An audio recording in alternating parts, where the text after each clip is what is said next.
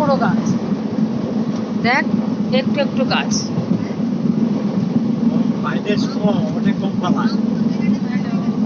দেখো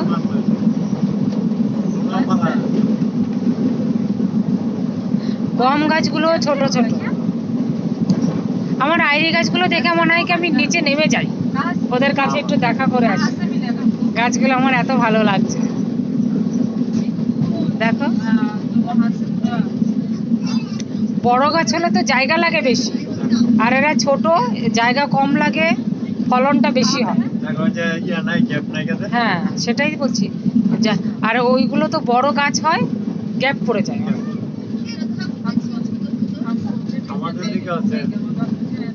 এরকম গাছ আপনাদের বাংলাদেশে বড় হয়? হ্যাঁ আমাদের এই নদিয়ার মতো।